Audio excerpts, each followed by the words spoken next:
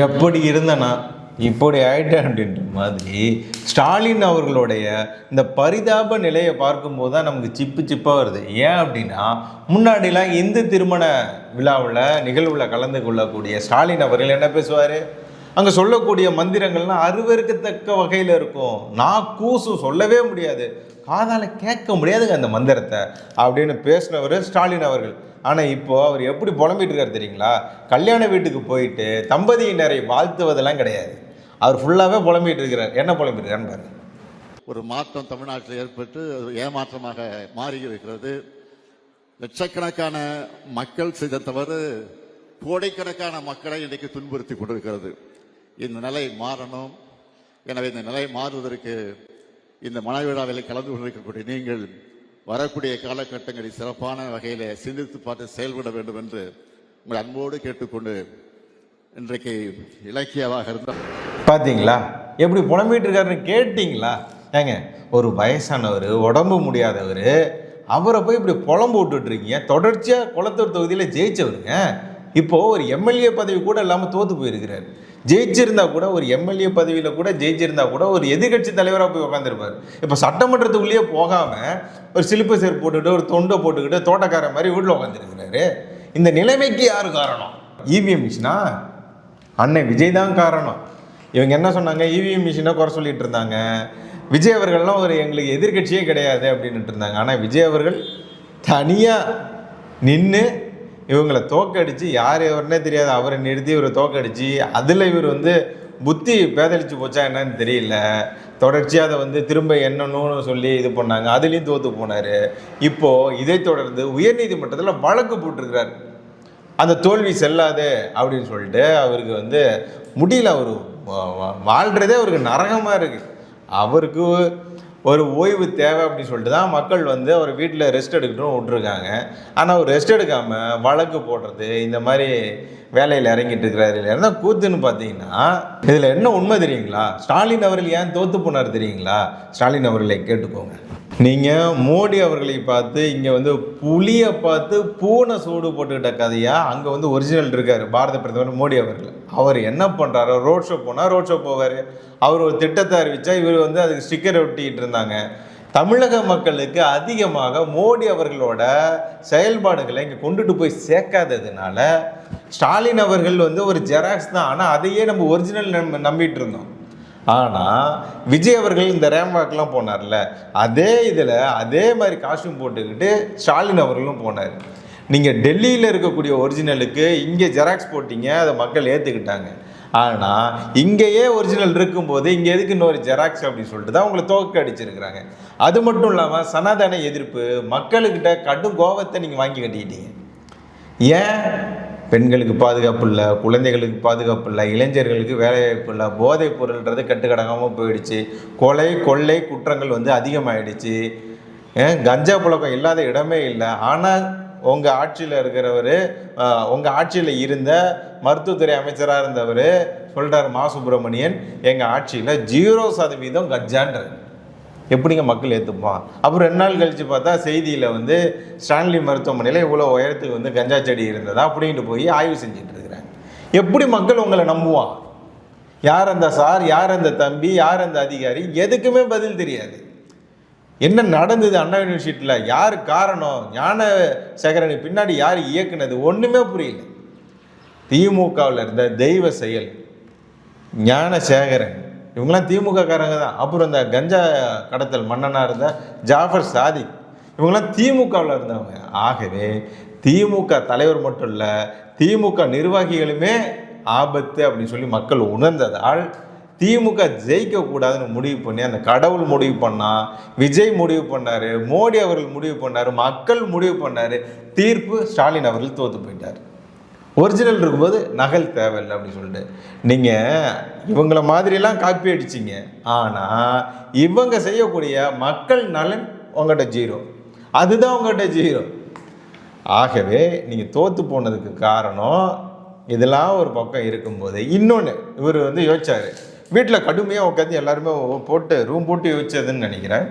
யோசிச்சு என்னடா பண்ணலாம், ஏன் நம்ம தோற்று போயிட்டோம்? ஓகே, ஜென்சி இளைஞர்கள் நமக்கு ஓட்டு போடல, புது ஓட்டு போடுறவங்க ஓட்டு போடல, பெண்கள் மகளிர் நமக்கு ஓட்டு போடல, அப்போ என்ன பண்ணலாம் அப்படின்னு சொல்லி யோசிக்கும்போது, ஓகே இன்ன வரைக்கும் அந்த பொறுப்பில் இருந்தவங்க மாவட்ட செயலாளர், கிளை செயலாளர்லாம் யாருன்னு பார்த்தா அவங்க நிரந்தர பதவி, அவங்களாம் குறுநில மன்னர்கள், அவங்களாம் நிரந்தர பதவியில் இருந்தாங்க, வயசானவங்க. அவங்களுக்கு இப்போ இருக்கக்கூடிய அரசியல் நிலவரம் மக்களுக்கு எப்படி புரிகிற மாதிரி சொல்லணும் எதுவுமே தெரிய மாட்டேங்குது. வாயை திறந்தாலே வண்டையாக பேசி தொலைக்கிறாங்க. காது கூசுது. காது எப்போ கூசுது? திமுக நிர்வாகிகள் பேசும்போது தான், மேடையில் பேசும்போது, மேடையில் இருக்கிறவங்களை கேட்கும்போதும் காது கூசுது, கீழே இருக்கிறவங்க கேட்கும்போதும் காது கூசுது. அந்த அளவுக்கு பேசுகிறாங்க திமுக காரங்க. இந்த மந்திரங்கள் காது கூசுற மாதிரி இல்லை, நாக்கு சொல்ல தயங்கக்கூடிய வார்த்தைகள் இல்லை. திமுகன்னு சொல்லும் போதே நாக்கு தயங்குது அந்த வார்த்தை சொல்ல. திமுக காரங்க பேசுறத நம்ம காதால கேட்க முடியவில்லை. ஆகவே இவங்கெல்லாம் யோசிச்சு முடிவு பண்றாங்க, நம்ம கட்சியில் இருக்கக்கூடிய மூத்த நிர்வாகிகள் தான் இதுக்கு காரணம்.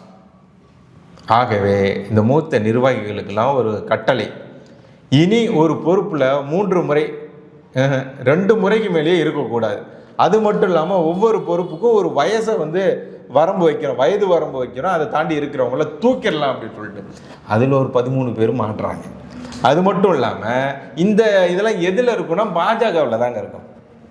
பாஜகவில் தான் இந்த இளைஞரணி தலைவராக இருக்கணுமா, இத்தனை வயசு வரைக்கும் இருந்தால் தான்ப்பா இருக்கலாம், இந்த பொறுப்பில் இருக்கியா நீ ஒரு முறை இந்த பொறுப்பு வந்தீங்கன்னா 3 வருஷம், அடுத்தது ஒரு மேலே வேணால் இன்னும் ஒரு முறை கொடுக்கலாம், அவ்வளோதான் 2 முறை தான் அந்த பொறுப்பு கொடுப்பான் அப்படின்னு சொல்லி இந்த விதிமுறைகள்லாம் பாஜகவில் இருந்தது. இப்போது பாஜக பார்த்து தான் இதையும் காப்பி அடிச்சிருக்கிறாங்க. காப்பி அடித்து இவங்க கொண்டுட்டு வந்திருக்காங்க.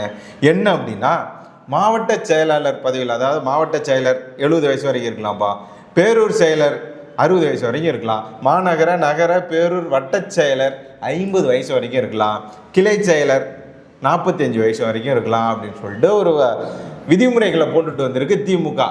இதில் ஒன்று மறந்துட்டீங்க பார்த்தீங்களா ஸ்டாலின் அவர்களே, தலைவர் பதவிக்கு எத்தனை முறை இருக்கலாம், எத்தனை வயசு இருந்தால் தலைவர் பதவியில் இருக்கலாம் அப்படின்றத கொண்டுட்டு வரணும். ஏன் அப்படின்னா உங்கள் குடும்பத்திலேருந்தே வந்துடுறீங்க, அதே மாதிரி ஒரு குடும்பத்தை சார்ந்தவரை மீண்டும் மீண்டும் அந்த பதவிக்கு வரக்கூடாது அப்படின்னு சொல்லி ஒரு விதிமுறையை கொண்டுட்டு வந்தாலும் நல்லாயிருக்கும். இதை எப்படி இவர் நேக்கா இவங்க பதவிக்கு பங்கம் வந்துடக்கூடாது, பிரச்சனை வந்துடக்கூடாதுன்னு கொண்டு வந்திருக்கிறார். ஏன் துரைமுருகன் நாளைக்கு இந்த பொறுப்புலேயே இருக்கிறாரு அப்படின்னா அவர் அடுத்து தலைவர் பதவிக்கு போட்டிடுவார், அடுத்து கே நேரு அவர்கள் போட்டியாக வருவார், அடுத்து பொன்முடி அவர்களுக்கு போட்டியாக வருவார். அதனால் செந்தில் பாலாஜி கூட போட்டியாக வருவார். ஏன் அவர் ஜெயலலிதா அவர்கள் சிறையில் இருக்கும்போது யாரை முதல்வராக நிறுத்தலாம் அப்படின்னு பார்க்கும்போது கெட்ட கேடு செந்தில் பாலாஜி பேர்லாம் அதில் இருந்ததுங்க லிஸ்ட்டில் அப்படின்னு சொன்னவர் ஸ்டாலின் அவர்கள்.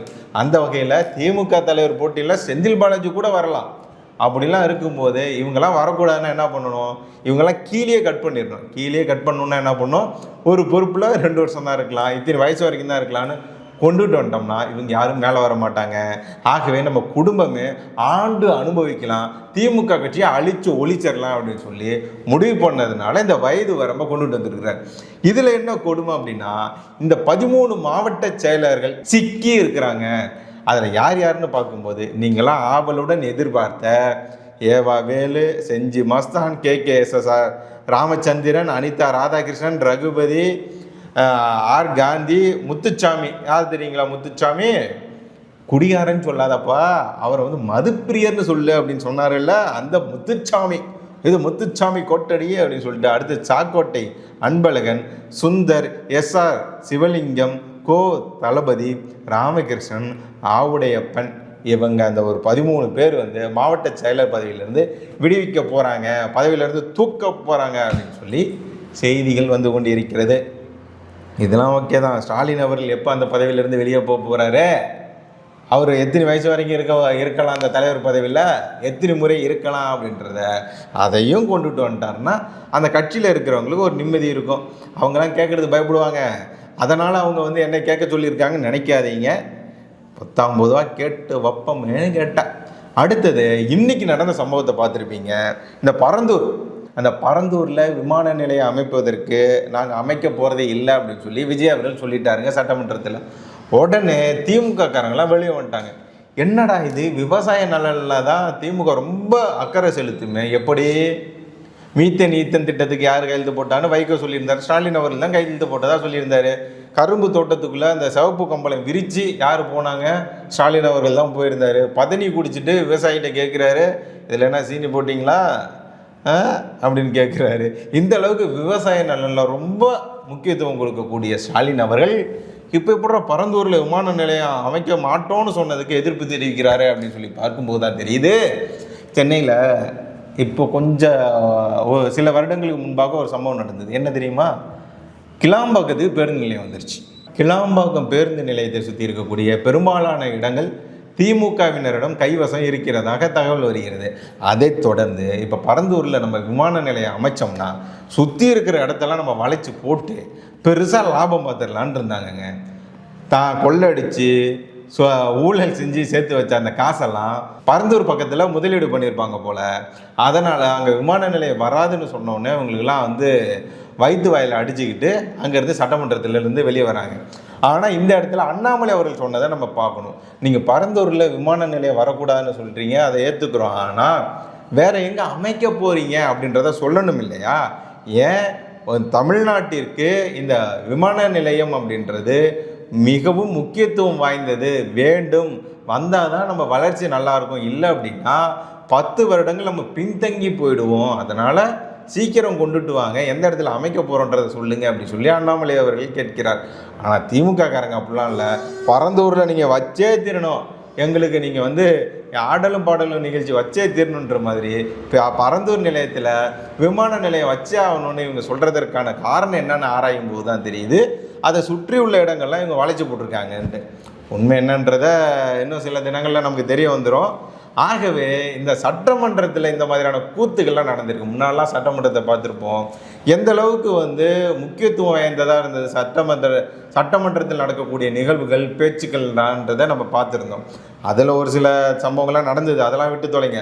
ஆனால் இப்போ பார்த்தீங்கன்னா தெரியும், நீங்கள் வந்து மனசோர்வாக இருக்கீங்களா, உங்களுக்கு வந்து சோகத்தில் இருக்கீங்களா, நீங்கள் வந்து வேதனையில் இருக்கீங்களா, மன அழுத்தத்தில் இருக்கீங்களா, அதிலிருந்து உடனே வெளிவர வேண்டுமா? அந்த சட்டமன்றத்தில் நடக்கக்கூடிய நிகழ்வுகளை பாருங்க. போட்டா போட்டி நடந்துட்டு இருக்கு, பாட்டுக்கு பாட்டு நடந்துட்டு இருக்கு, எதிரும் புதிரும் போயிட்டு இருக்கு. இதுதான் சட்டமன்றத்தில் நடக்கிறதா? மக்களுக்கு என்ன தேவைன்றதை பேசுறதே இல்லை. நீ அதை பண்ண, நான் இதை பண்ணுறேன், இந்த பேச்சு தான் அங்கே போயிட்டு இருக்கிற. தயவு செஞ்சு அதை மாற்றிக்கோங்க. மக்களுக்கு என்ன நலத்திட்டங்களை கொண்டுட்டு வரோன்றதை அது சம்மந்தமாக நீங்கள் பேசுங்க. அது பேசுனீங்கன்னா நல்லாயிருக்கும். எது எப்படியோ தாவேக்கா ஆட்சி அமைத்த பிறகு பெண்கள், குழந்தைகள் எல்லாருமே சட்டமன்றத்தில் நடக்கக்கூடிய நிகழ்வுகளை பார்க்க தொடங்கி இருக்கிறாங்க. நல்ல விஷயம். ஆனால் அது ஆக்கப்பூர்வமாக இருக்கணும் அப்படின்னு சொல்லி நாங்கள் கேட்டுக்கிறோம். சும்மா சிரிச்சா பூச்சி மாதிரி இருக்காமல் ஆக்கப்பூர்வமாக இருக்கணும், அறிவு சார்ந்து இருக்கணும், மக்கள் தேவை சார்ந்து இருக்கணும், தமிழ்நாட்டின் நலன் சார்ந்து இருக்கணும் அப்படின்னு சொல்லி கேட்டுக்கிறோம். நீங்கள் என்ன நினைக்கிறீங்க? சட்டமன்றத்தில் நடக்கக்கூடிய நிகழ்வுகளை எப்படி பார்க்குறீங்க? ஸ்டாலின் அவர்கள் மேலும் மேலும் நான் தோத்ததை ஏற்றுக்கொள்ள முடியாமல், அவர் தோத்ததை ஏற்றுக்கொள்ள முடியாமல் அங்கே அங்கேயும் அலையிறத நீங்கள் எப்படி பார்க்குறீங்க அப்படின்னு சொல்லி கமெண்ட் பண்ணுங்கள். பார்ப்போம். தமிழ்நாட்டுக்கு நல்லதே நடக்கட்டும். ஜெய் ஸ்ரீராம். I am waiting.